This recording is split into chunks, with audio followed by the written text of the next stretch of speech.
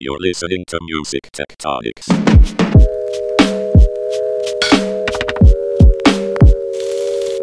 Welcome back to Music Tectonics, where we go beneath the surface of music and tech. I'm your host, Dimitri Vitsa. I'm also the founder and CEO of Rock, Paper, Scissors, a music and tech PR firm. I'm recording this right as the coronavirus pandemic is ramping up in the United States, and we've seen an immediate halt to all live, in-person musical performances worldwide. A few major tech conferences were canceled starting as early as February 12th, when a Mobile World Conference canceled. It was to be held 12 days later, and it really hit the music industry hard on March 6th when the city of Austin forced South by Southwest to cancel. For many in music, this was the first indicator that the coronavirus that was causing a major health crisis in China was going to impact the rest of the world and put a halt to pretty much all real-life performances. Now, less than 3 weeks later, it's March 23rd, artists and bands are taking to Facebook Live and Twitch and other platforms to try their hand at live streaming, either to engage their fans or to see if they can make up for lost income from live performances they expect to be doing this spring. I have one such artist with me today, but she's not new to live streaming. She did just have what could have been a devastating cancellation of a 20-day April and May tour here in the United States, hitting every major market. But she's turned to live stream her entire tour and has already made up for the loss she would have taken had live streaming not been available. I thought it would be great to chat with this live streaming ninja right away and get her tips for live streaming concerts for fans and income. Her name is Emma McGann, McGann, online at emmamcgann.com. Welcome back to Music Tectonics, Emma. How are you holding up? I'm doing okay. Thanks so much for having me back. Yeah, we did back in June when we were at Meetum in Cannes in France. We did an episode with you specifically about how you use smart speaker skills to engage your fans, which was pretty cool. Yeah, that was a lot of fun. It was different circumstances back then, I think. Yeah, well, we were in a big group with lots of people at a party, actually, along the Croisette in Cannes, and someone told me about what you were doing, and we grabbed the closest space we could find to record a quiet interview. It was awesome. Yeah, it was a little closet. I remember it was pretty hot. The closet got pretty warm there. When duty calls and you got a podcast, you got to do what you got to do. That's right. You're a good sport about that. And it was really interesting to see what you're doing with smart speakers at that point, which I know you've continued to do more, which we'll get into. But listeners can go back to June 2019 and check out that episode with Emma about smart speakers. So anyway, did I get the facts right about your tour in the intro? You did, yeah. Pretty much nail on the head there. We, scheduled a 21-date tour in the US. It's something that we've been, compiling and planning for a good couple of years now, considering I'm a UK artist trying to, come over and do that. I mean, there's complications there anyway. So it took a while to get into place. We were expected to go out from April through to June. So a big, long kind of haul of a tour. No one could have anticipated it. Like many other artists, we kind of had that feeling a couple of weeks ago that maybe it wasn't going to be a reality, unfortunately. So last year we decided to look into, because of my backstory and my career as a live streamer, we wanted to integrate a virtual element to the tour. It was, really important to me to be able to make it accessible to people that might not even be able to make it, even if they're on the other side of the US. So including a virtual element to the physical dates was something that was really interesting to me. So we began integrating that at a very early stage through a kind of virtual tour pass that people could pick up online. And then, snap back to 2 weeks ago, obviously COVID-19 becomes a thing, and we're matched with the reality of, wait, we cannot do the physical tour dates now. We have the virtual tour pass almost already and in place, perhaps we can, still do those shows in a virtual sense. So we're looking at not obviously cancelling the physical dates, thankfully, because of the virtual tour pass and because of people's support there already. We've actually been able to recoup our losses for the kind of rescheduling, so all of our flights, our accommodation, all those fees, thankfully have been recouped. And we're now looking at rescheduling in September, October, hopefully, if, this all blows over quicker than we anticipate. So, yeah. How did you feel when you first saw that the tour dates were going to need to get canceled?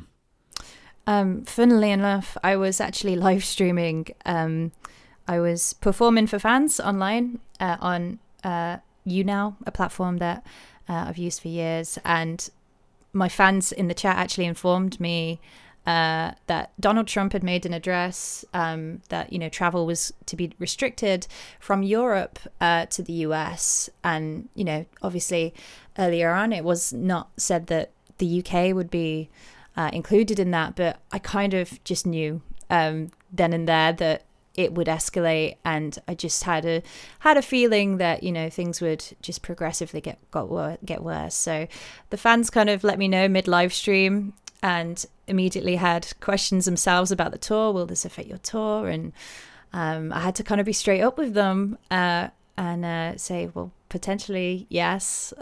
So that's how we kind of found out, and it was a shame. We'd already announced the tour dates. But it's a sensible thing to do to kind of start rescheduling, and just thankfully we had the virtual tour pass option in place.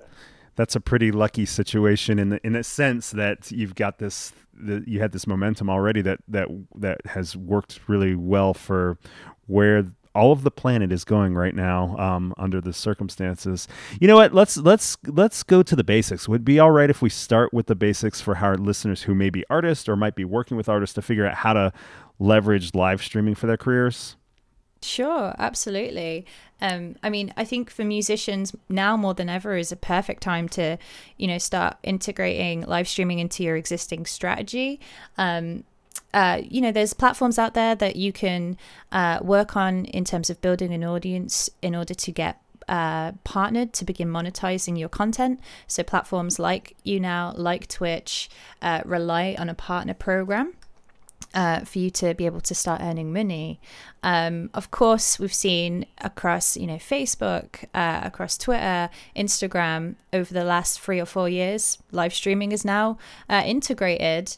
A lot of artists have actually reached out to me in the last couple of weeks asking how they can monetize straight away. Obviously, with YouNow, Twitch, it takes a while to work up to match the criteria that they require you to, become partnered and start making money. So a couple of tips that I've given to people, especially those just starting out. Number one, away from monetization, is be interactive with your audience wherever you are, whatever platform you're using. Interaction is key because, live streaming is that format. People aren't watching a YouTube video. They're not just sitting back and watching. They want to lean into the content and interact and be a part of your broadcast. So I think interaction is important. If you're performing a short set, make sure you're speaking to your audience in between songs. Make sure maybe you're asking them to request. Always keep the audience in mind. In a sense of trying to monetize live streams across, Instagram Live or Facebook Live, where, it's not already integrated into the platforms itself. What I've been telling artists is think about setting up a visible a donate link in case people do want to drop a tip or two. So perhaps a visible PayPal.me link or something like that, so they know that they can help out if they want. But the most important monetization tool you can use in any live streaming scenario is call to action. Unless you actually say to the audience, I have a new single on Bandcamp, a new EP, a new album, I have new merch, or I have a donate link. Without saying that, I think there's less chance that they'll know about it. So it's really important while live streaming, interact with the audience, but also mention the avenues that they can support you on, whether it's Patreon, whether it's, anything you got going on, whether it's new merch. So always actually remember to say it. It sounds very simple, but it's very easy to forget when you're in the moment and you're live streaming with fans. Emma, let me ask you, you started talking about different platforms. So you mentioned YouNow, YOUNOW. Some of our listeners may not have heard of that. It seems to be one of those platforms that like you either know about or you don't. There's not a lot of people who are like, oh, I've heard of this thing, I'll check it out. It's a very engaged audience. That's where your biggest kind of live streaming audience is that right? That's correct. Yeah, I kind of started on YouNow maybe 6 years ago now. Organically, grew this wonderful audience who are just so interactive. It's very much like a community on YouNow, and that's really what I fell in love with. And the kind of interaction there, relies on a visual chat. It relies on people dropping stickers and getting involved in the chat in different ways. They can send you fan mail, they can guest in, just all these wonderful elements where they can feel a part of the broadcast. So yeah, YouNow is where I started out, and that was about 6 years ago now. And so YouNow and Twitch are kind of set up for this kind of interaction, this sort of audience community building type experience, whereas some of the other ones are streaming, kind of live streaming features as part of a social media community. So they have some of that as well, but that's not like monetization, for example, is not core to like Facebook Live, for example. Is that right? Yeah, correct. Yeah.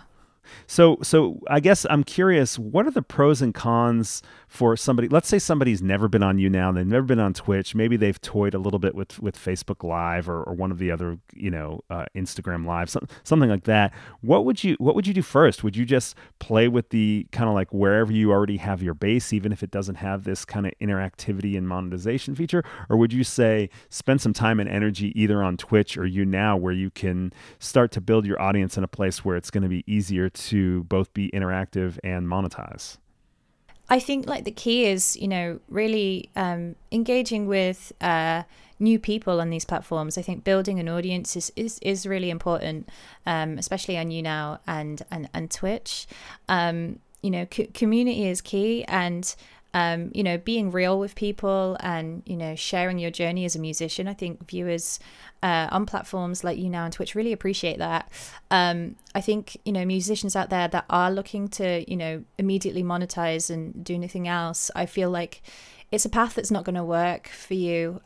You can't just expect to make money straight off the bat, especially, if you're in the mindset of, kind of not expecting to reciprocate with the people watching you. It's a two-way avenue. I don't necessarily think of the people that watch me as fans anymore, because live streaming is such a it's a friendly atmosphere. I think of these people as friends. They're supporting me, they're tuning in every single day, and I just think building that audience is such a key factor. From an artist's point of view, to have that connection with your fans is such a beautiful thing, and it really makes you flourish as an artist. I think having that direct line of communication with them. So I would advise like any musician out there, don't just jump on live streaming if it's a avenue that you think, oh, it's maybe it's a quick way to make money online by sharing my music. It's totally not, and that shouldn't be the forefront idea in your mind. Really, the most, I think one of the most important things you'll ever get out of live streaming is the communities that come with it. These supportive, lovely communities that just rally around artists and their music and really come together to support. It's a beautiful, refreshing community away from if you're used to playing venues and perhaps you're just starting out and you're struggling, and you find, we've all been there, finding it hard to get people to listen in the room. Maybe they're talking over you. Totally different atmosphere on live streaming. They are there to listen to you and to interact and support your music. So key thing is to remember is to really build that audience and just give them a good show. That's what they're there for. So it sounds like what you're suggesting is that not that you're going to jump in with monetization right out of the gate, but that you're really just building audience, building community, having that kind of two-way street conversation through performance and comments and all that kind of stuff. And then later you need to worry about how that starts to build an income. Is that right? Yeah, I would 100%. I think you've got to be looking to invest the time and get to know the people that are beginning to discover you. That's so important. Yeah. So a lot of artists, I think, have gone a more traditional path of, working in the studio, doing songwriting, producing, recording, then releasing it for stream, then maybe touring live or even just doing local performances to start to build a local audience. Let's say this artist is just deciding, all right, I'm going to start live streaming now. What do they do to prepare their existing audience to get them engaged? They've already got some people paying attention to them, but not necessarily on a platform like YouNow or Twitch. How do they bring that audience to this new platform that's new for them, or do they treat it almost like, oh, this is another tour market? Yeah, I think it's it's important to live stream on platforms where your existing audience is, for sure. But if you are looking to move across to a platform like YouNow, almost setting yourself a schedule and informing your kind of audience through your mailing list or other social media is a good way to get started. I feel like if people, I think people are very, very much still in the mindset of if there's a schedule and they know exactly when to tune in, they will tune in, very much like a TV guide. I think some people do enjoy that kind of regimented knowing when to tune in, as opposed to the spontaneous jump on Instagram live kind of dynamic you got going on. But I feel if you can set up a weekly schedule, maybe you want to go live Wednesday and Friday nights at 8 p.m. Letting that audience know on your existing platforms, if you are looking to start to jump across to YouNow, is a good way to do that.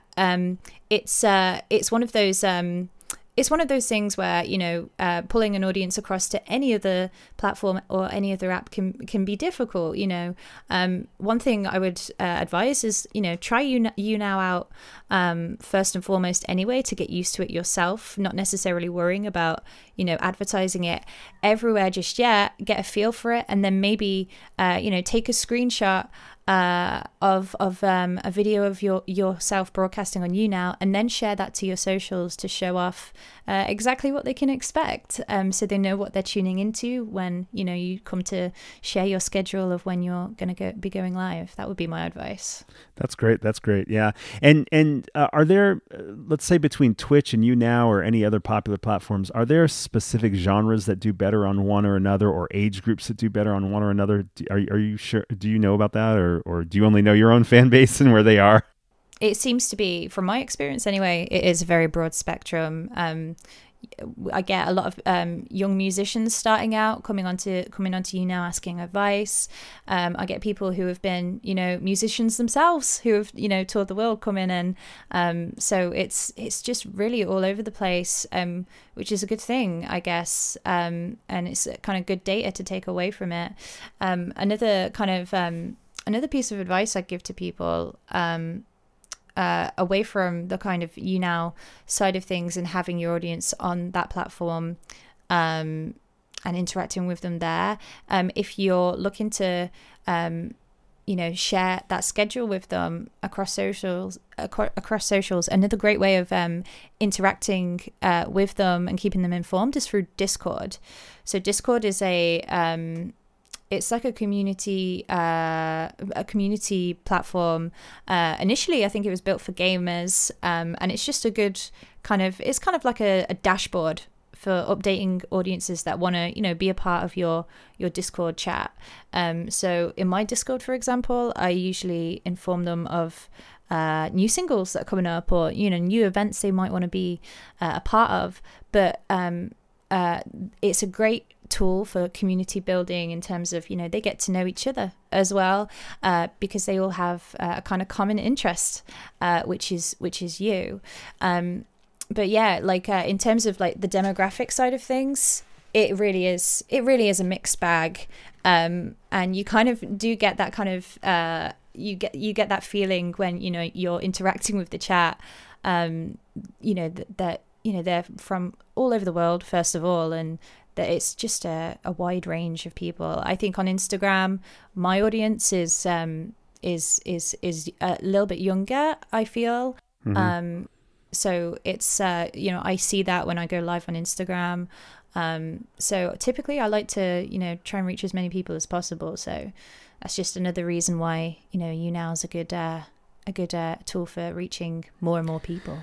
So Discord, I'm familiar with. I haven't used it. I'm a Slack user myself, and I understand that there's some overlap there. But is your Discord use in conjunction with live streaming? Are you using Discord at the same time that you're live streaming, or it's an additional community that you've kind of set up?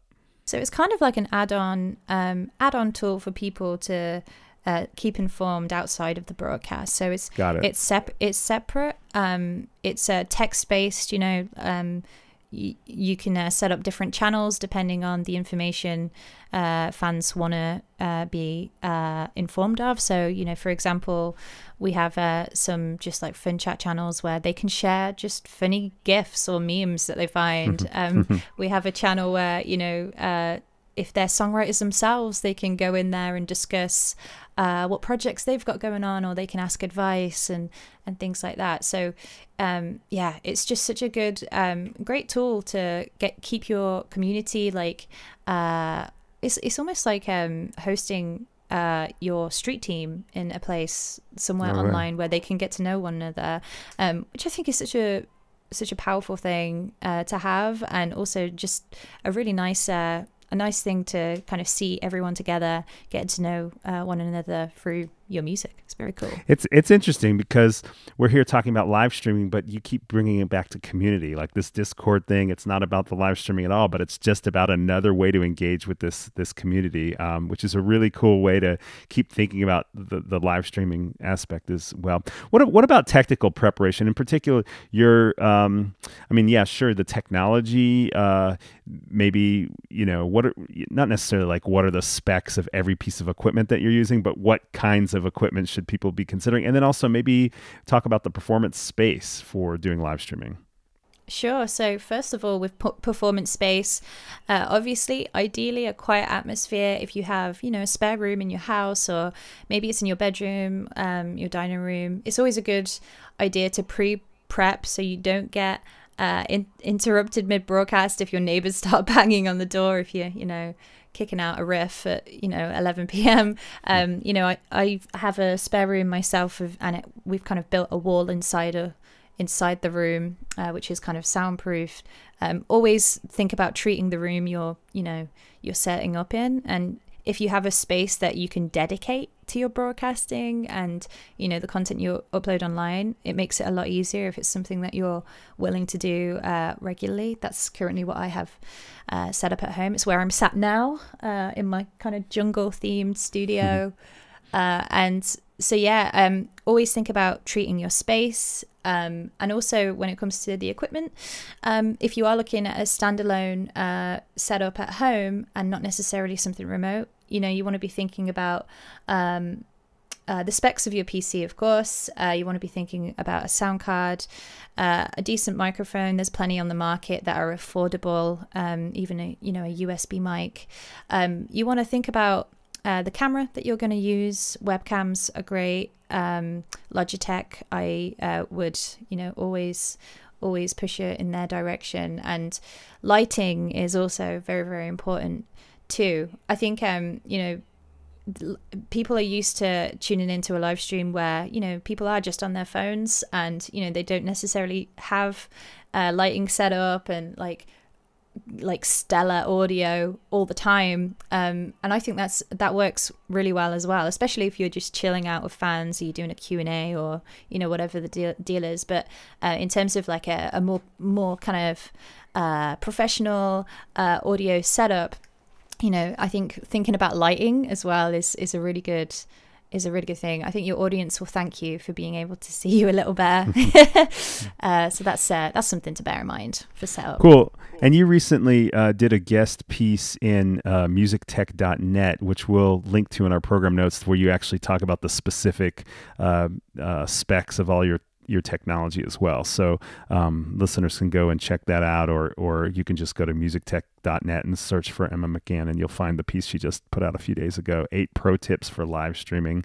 If you want to get technical, she's got that info for you there. So let's talk about the performance itself a little bit. You talked about it earlier in the conversation. How's it different from an in-person show? What's the right length? How much banter do you have? You talked about interspersing, talking to the audience rather than singing. Let's go into a tiny bit more depth about that. How is it overall? How's it different from an in-person concert? I mean, first of all, you don't have the actual physical eyeballs in front of you. So I understand for a lot of people, it can be such a weird experience. When I first set up for my first live stream, it felt kind of awkward. And, addressing a camera as opposed to, actual physical people can be weird for some people that aren't used to that. So I feel like, starting out, it's what works for you, really. Duration wise, I would say if you can hang out with people for anywhere from 30 minutes to an hour to get started, I think people appreciate that time frame. You can look at it from a perspective of it's a length of your typical live show. You can do it like that, but I would leave room to interact with people in between. And in terms of like the format, I think content wise, it's so good to have a balance of for a musician anyway, to have that balance of live music, whatever you're sharing, originals, covers, but also that personality. People want to tune in and get to know the person behind the music, because they don't necessarily get to do that on a personal level at a show. So you have this bonus opportunity to show them a little bit of who you are, and tell them more about the songs, and perhaps they have a specific question. So I think that's something to really remember to involve in the conversation, in however you're formatting your live streams. It comes down to your own preferences, really, and also trial and error. Like, some things are going to work for you and feel good, and the flow is going to feel right. Others perhaps not. If you're sat there for an hour, and the kind of doing song after song, that isn't working for you, or you feel like the interaction's a little bit low, maybe you need to mix it up a little bit, think of it as a show in regards to like a podcast or a radio show. Maybe you want to introduce segments where you're opening up fan mail, or you're spotlighting a fan who has sent you a cover that they've just done of your new song, or something like that. Oh, that's cool. Yeah, including segments where it's fan focused is such a cool thing that I think audiences appreciate as well. Maybe even think about doing some form of interactive game with them. We play games quite a lot, not necessarily just video games, but we'll play Guess the Song sometimes, where I'll just launch into a random song, and the first person who gets the artist and the song title correct in the chat, they get 10 points. And at the end of like 20 minutes, person who gets the most points, they win an album, or they win a piece of merch, something like that. That's cool. So yeah, just like balancing that personality content with music is important. It's really about feeling out a format that really works for you, your music, your brand, and something that you're comfortable with, because at the end of the day, you're the one in front of the camera, and you got to be happy with the content you're putting out there. So, you have to kind of pay attention to the comments. They're obviously not on audio, or usually not on video unless you bring them in as a guest or something. How do you manage performing, kind of keeping your cadence, and then also monitoring comments? I feel like because I have a background in radio, I've found this balance of almost like commentating mid-song and in between. It's such a weird thing. And like, I sometimes have people say in the chat, you sound like you could be a radio presenter. And I'm like, I was at one point. Maybe that's why, I feel like I've had a head start there.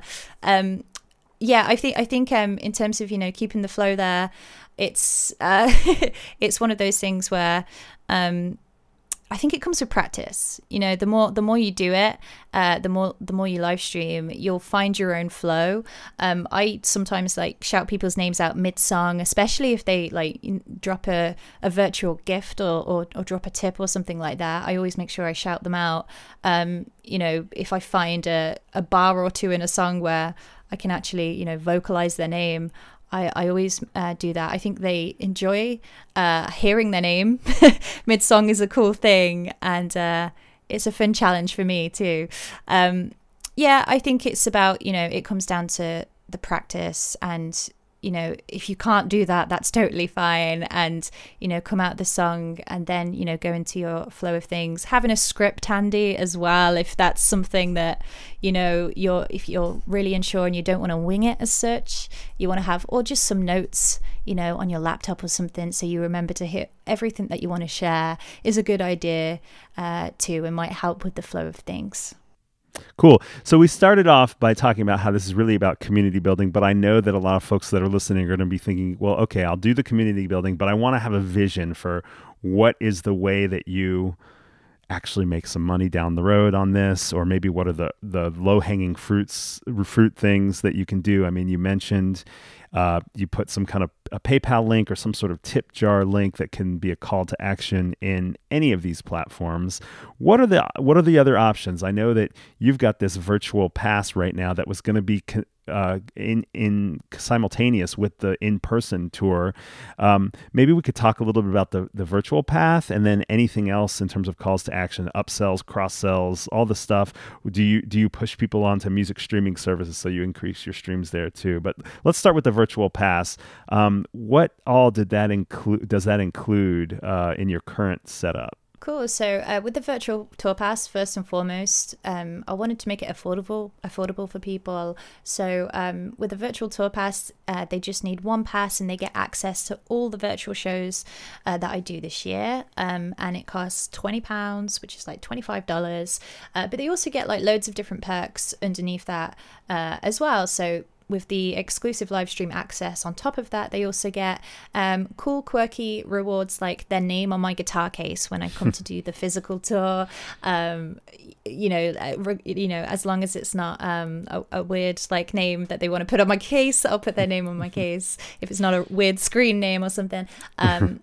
Also, I've partnered up with One Tree Planted, who are an amazing not-for-profit organization whose mission is reforestation, not just in the US, but around the world. So we've partnered up with them. So for every virtual tour pass purchase, they also plant a tree, which is wonderful. So we're doing that as well. They also get a handwritten postcard from a random city on the road. They get access to a collaborative tour playlist, so they have, you know, control over what music I listen to while I'm in the car.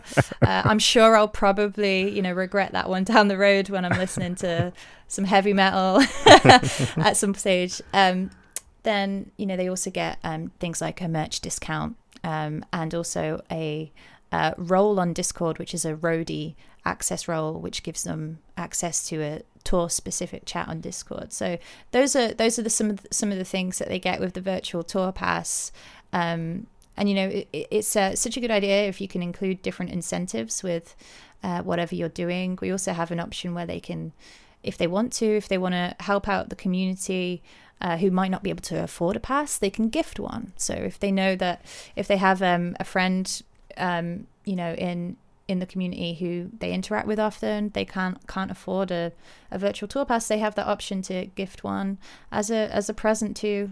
So yeah, we wanted to make it very kind of community centric, but that's initially what they get with the virtual tour pass. And I love all of those kind of gifts or you know, premiums that people get for kind of participating, joining in, and so forth. And as on I noticed on your gift passes, if somebody buys 5 passes, they get a physical lanyard. If they buy 10 passes, they get a love lock where you're actually attaching a lock to a bridge somewhere on tour, all the way up to your level where there's a studio weekend with Emma, 2-day songwriting retreat. So you've built in all these levels, which is pretty cool. And I guess even if you don't have a fancy snazzy website with all these integrated in, you could do something like a Patreon with these different levels as well, I guess. Totally, yeah. Like I always push people in the direction of Patreon. That they have such a great Patreon is such a great tool for getting your music out there, and your community being able to support you. So yeah, Patreon is also a great option for that. Do you ever push your live streaming audiences over to like a Spotify or anything like that? Is there anything that you can do from this that translates into this other huge growing revenue stream of the music industry that seems to be driving a lot of the recorded side of monetization? Yeah, I do. So whenever we have like a new single coming out, we always have on YouNow, for example, a kind of drop down button. That's a call to action button that might drop down every 5 minutes or so, reminding people that the new single is out and they can pre-save it. So directing people to those platforms is really important for me, particularly from a pre-save point of view. I'm always, I have a kind of weird script in my mind where, I can almost say it without thinking about it. My music is on Spotify, Amazon, Apple Music, Google Play. Like, it kind of just like, because I've been doing it for so long, that kind of call to action script is like ingrained in me. And I always make sure to mention, go and stream the music on the platforms. And what I do find is that people want to know how they can actually directly support me more than anything. So, Bandcamp is obviously an option in terms of them being able to support in a more direct way, and the artist making a little bit more from their kind of purchase of the music and stuff. So that call to action always works really well, and always trying to move them across to platforms like Spotify. It's always a good thing. I think another thing I do that might be helpful to people is I curate my own Spotify playlist of music that I'm just enjoying that week, and I might live stream and encourage viewers to make their suggestions, and we'll check out the song live on broadcast. If I like it, I might add it to the playlist. So there's that kind of community feel around building curated Spotify playlists too, which people enjoy. That's always a great kind of avenue to get people to follow your Spotify playlists and discover your music as well. That's another great option. Awesome. Love it. You've got so many great ideas. Before we wrap up, can you tell us about what you're doing with smart speakers? I know it's already evolved. I saw there was mention of some sort of journal from the road. Mm-hmm. Yeah. So the Amazon Alexa skill that I have is called Emma McGann Backstage, and we wanted to create a smart speaker skill that people could use from home and kind of access my music in a cool way, but also interact with like a game we have on there, and get a kind of daily update if we have a single release coming out, and almost like a single countdown, and also some songwriting tips is another feature on the current Amazon Alexa skill we got out there. So that's Emma McGann Backstage if you want to check it out. We were actually thinking of integrating a tour diary element to it as well for when we come to do the physical dates, where it's almost like a kind of mini podcast daily that they can tune into just from the comfort of their own home if they want to check how we're getting on in the tour, check that we haven't the car hasn't broken down or any of the above. They can tune in, or they can just ask their Alexa to update them on the tour, so we can give them all the tidbits and stuff. So that's the plan for when we come to do the physical dates. We're going to have that integrated either into the existing skill or make a new skill of its own for the tour specifically. That's the bonus level homework there for anyone who wants to go even further here. Hey, yeah. It's such a great inspiration to hear you, Emma, talk about all the variety of ways that you're engaging fans using lots of technology, but obviously with the goal of building that community and letting kind of the monetization follow from that. You're such a great role model for all of us who are interested in figuring out how to help artists. Thanks.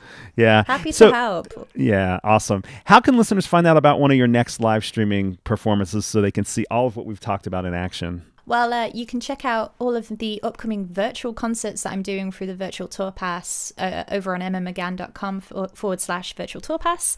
I have all my upcoming dates across, my originally scheduled US shows that, are not a thing anymore, but we're still bringing the new music and the show we've had planned in the form of virtual concerts. So you can check out those dates over there.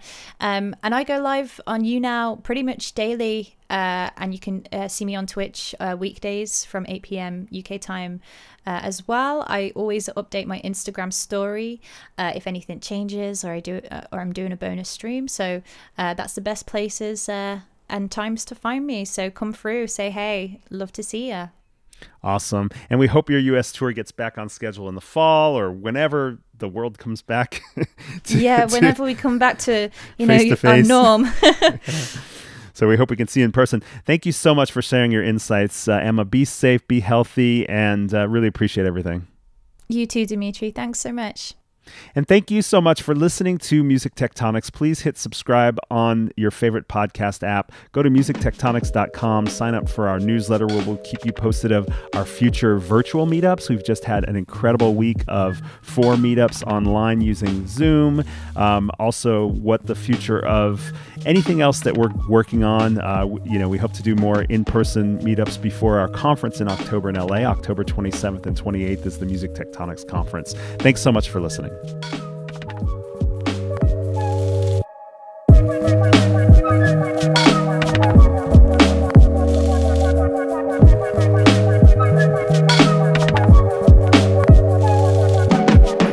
You're listening to Music Tectonics.